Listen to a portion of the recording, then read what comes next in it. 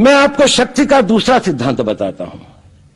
मुझे नहीं मालूम कि यह सिद्धांत मुझे बताना चाहिए या नहीं, मुझे यह भी नहीं मालूम कि यह सही है या नहीं, लेकिन क्योंकि मैं इसको मानता हूं और मुझे मालूम है कि इसके बारे में कई लोग जिनके हायर मॉरल वैल्यूज हैं शायद न भी समझते हो या न भी वो रखते हो, लेकिन एक मेरा विचार है, चाहे तो इस पर विचार करें। सब नहीं तो कुछ न कुछ लोगों को शायद इस विचार से कुछ सोचने की और कुछ करने की प्रेरणा मिलेगी। इतिहास दुनिया की सबसे बड़ी अदालत है, इससे बड़ी अदालत कोई नहीं है। सुप्रीम कोर्ट में क्या हुआ, हाई कोर्ट में क्या हुआ, लड़ाई के मैदान में क्या हुआ, इलेक्शंस में क्या हुआ, ये सब बातें आती हैं चली जाती हैं, बाद में रह जाता है केवल इतिहास। और इतिहास का निर्णय हमेशा उसके पक्ष में गया है जो शक्तिशाली था। इसने कभी उसका साथ नहीं दिया जो न्याय के साथ था, जो सही था। अगर ऐसा होता तो दिल्ली में बाबर रोड होती है, बाबर रोड है लेकिन राणा सांगा रोड नहीं है, क्योंकि बाबर आया, विजयी हुआ, राणा सांगा हार गया। भारत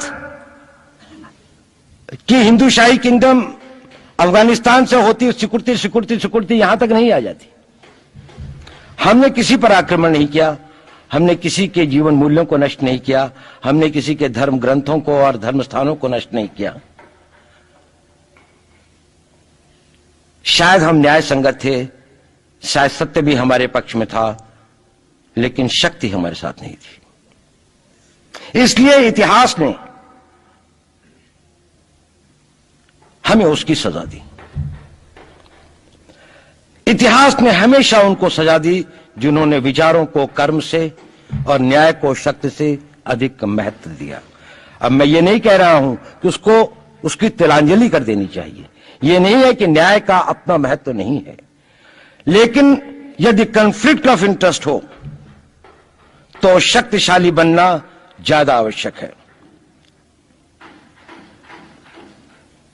भारत धर्मगुरु भी तभी बनेगा जब एक शक्तिशाली भारत का निर्माण होगा। जिन लोगों ने भारत के ऊपर आक्रमण किया, भारत के ऊपर राज किया, इस प्रकार से राज किया कि राज करते वक्त, जाते वक्त अपने गुलामों से कह दिया कि तुम राज कर लो, हम तो जा रहे हैं, तो यहां पर गुलाम वंश भी बन गया। अगर हम लड़ाई के वॉरफेयर के उसूलों से देखें कि किसी भी राष्ट्र की जो कॉम्प्रिहेंसिव स्टेट पावर होती है, किन चीजों से वो लड़ाई लड़ता है, किसको हम कहते हैं कि ये शक्तिशाली है, दूसरा शक्तिशाली नहीं है, क्या वो अव्यय होते हैं उसके, क्या घटक होते हैं उसके। तो भारत के पास जनशक्ति, धन शक्ति, ज्ञान की शक्ति, टेक्नोलॉजी की शक्ति, और जिन लोगों ने आक्रमण किया उनकी शक्ति को अगर हम ये देखें तो शायद 1 और 1000 का अनुपात भी नहीं होता। लेकिन उसके बाद भी हम वो नहीं कर पाए। और ये प्रश्न भी किसी ने पूछा, उस पर मैं आऊंगा बाद में। निवेदिता जी ने उसका बहुत अधिक उत्तर दिया, बहुत अच्छा उत्तर दिया था कि क्या कारण है, किसके कारण भी हम लोग इस लड़ाई में इतिहास ने हमारा साथ या हमारे पक्ष में न्याय नहीं दिया। क्या कारण है कि कश्मीर में हम लड़ रहे हैं, जिन्होंने हमारे ऊपर आक्रमण हो रहा है, हमारे ऊपर बाहर से लोग आकर वायलेशन हमारे बॉर्डर का करते हैं,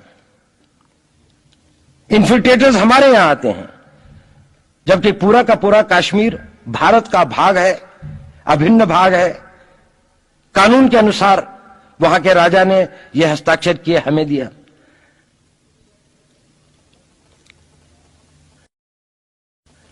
क्या कारण है कि करोड़ों की संख्या में बांग्लादेश से लोग भारत में आते हैं, हम बाड़ लगाते हैं, वो लोग वहां से मना करते हैं कि आप हमारे आदमियों को आने दीजिए, और हम कुछ नहीं कर पाते। और भारत में 2 करोड़ नागरिक रहते हैं। हम हर एयरपोर्ट के ऊपर में इमिग्रेशन की चेक पोस्ट लगाते हैं कि कहीं पर कोई एक आदमी बिना पासपोर्ट के या बिना वीजा के भारत में प्रवेश न कर जाए। यहां पर लाखों की संख्या में, करोड़ों की संख्या में लोग आते हैं। सुप्रीम कोर्ट भी ये वो करता है कि जिन लोगों ने जो इसके लिए जिम्मेदार हैं, उन्होंने जो काम किया है वो भारत के ऊपर आक्रमण के बराबर काम किया है। और वही सरकार उस सुप्रीम कोर्ट के 25 जुलाई 2005 के निर्णय के 3 दिन के अंदर में एक नया अध्यादेश जारी करके उन सारे के सारे कानूनों को फॉरेनर्स एक्ट के अंदर में इनकॉर्पोरेट कर लेती है, क्योंकि जो वो IMDT एक्ट था उसको सुप्रीम कोर्ट ने नल एंड वॉइड कर दिया। ये सब बातें हमें सोचने और समझने की आवश्यकता है। एक कारण, मैं ज्यादा चीजों में नहीं जाना चाहता, इतना समय भी नहीं होगा, कि भारत विदेशों से इतना नहीं हारा। अंग्रेजों ने भारत के खिलाफ कोई लड़ाई ऐसी नहीं जीती जिसमें कि अंग्रेजों की फौज में भारतीय सिपाही नहीं थे। चाहे वह पहले बंगाल नेटिव आर्मी थी, 1857 के अंदर में सिखों और गुरखास ने उनका साथ दिया। जब सिखों से लड़ाई हो रही थी तो बाकी लोगों ने उनका साथ दिया। हमेशा नेटिव आर्मी उनके साथ थी। जब जब आक्रमण वेस्ट से हुआ, चाहे वो पार्थियंस थे, चाहे हून थे, चाहे मंगोल आए, बाद में मुगल आए, तो लश्कर कहां बने? वो तो थोड़े से लोग आए थे।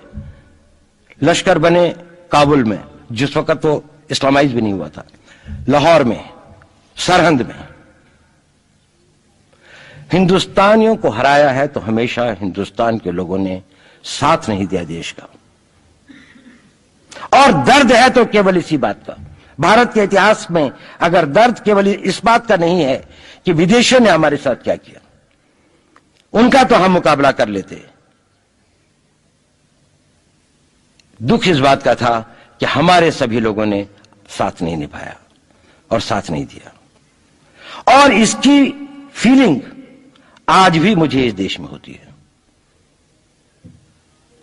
और भारत को आंतरिक या बाह्य शक्तियों से जो सबसे बड़ा खतरा है, वो खतरा इस बात का है कि हमारे अपने लोग ही कहीं राष्ट्र की सुरक्षा, राष्ट्र की अस्मिता, राष्ट्र के गौरव का सौदा न कर बैठे, अपने आज के सुख के लिए अपने भविष्य को अंधकारमय न कर दें। और इसके लिए जो जागरूकता चाहिए, इसके लिए जो ताकत पैदा करनी है, वो ताकत केवल समाज के अंदर भी पैदा की जा सकती है। उसको केवल आप लोग कर सकते हैं। वो केवल आज की युवा शक्ति ही कर सकती है।